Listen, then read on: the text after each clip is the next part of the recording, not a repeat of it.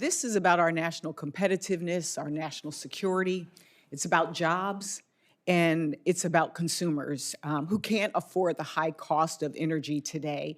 And as we've heard from my colleagues today, any serious permitting conversation needs to address the Trump administration's attack on clean energy, from the offshore wind stop orders to the clawback of billions of dollars for clean energy and decarbonization projects. This assault on clean energy has to end, and our energy projects need permitting certainty. As the second smallest state in the country, Delaware ranks last in energy production often. We produce only a fraction of the energy that we consume, making my state reliant on outside sources to meet our growing energy demands. Ms. Hopper, why is the opportunity to transition to locally produced clean energy, such as solar and wind, so important to a state like mine? Good morning. It's good to see you. Good to see you, too. And thank you for that question. It is really important that we have all the tools at our disposal and we can utilize them. So distributed energy, things like solar on someone's home, solar in a community, solar on many of the corporates' rooftops, means that there's less electron highway, right, to get from the place where the energy is generated to the person that uses it. Less transmission is needed. And that matters because it's less cost, right? We all know, I mean, we talked about PJM, you talked about PJM a moment ago. Those transmission prices and those like peak prices are incredibly expensive.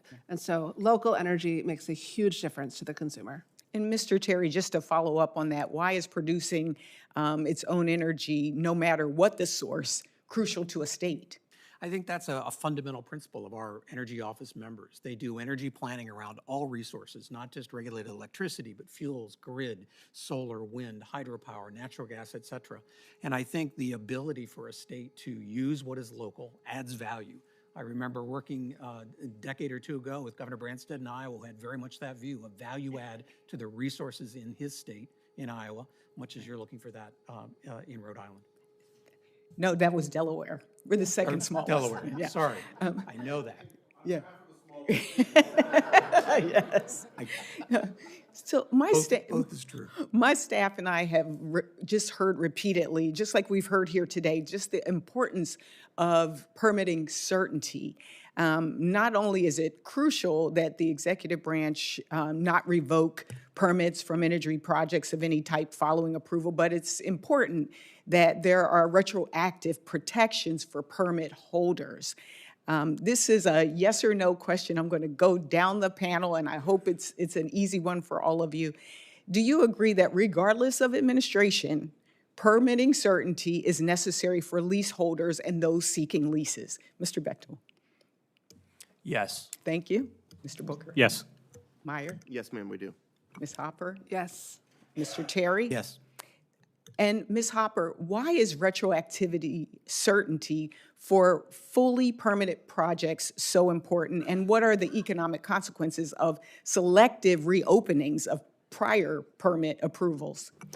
Yeah, I mean, it's fairly catastrophic. And if you look at it both from the investors and the developers who are building it, who are represented all along this panel, they have put their capital at risk, right? They have investors that are awaiting returns. And so stopping work or pulling the permit puts all of that in disarray. And then you think about the consumers, right? The people like you and I that are just want to turn our lights on at the end of the day when we get home. And those electrons are likely no longer to be there. And we really need to listen to the grid operators who are saying this has a significant impact. So investment decisions get less clear, prices go up, consumers are really out of luck.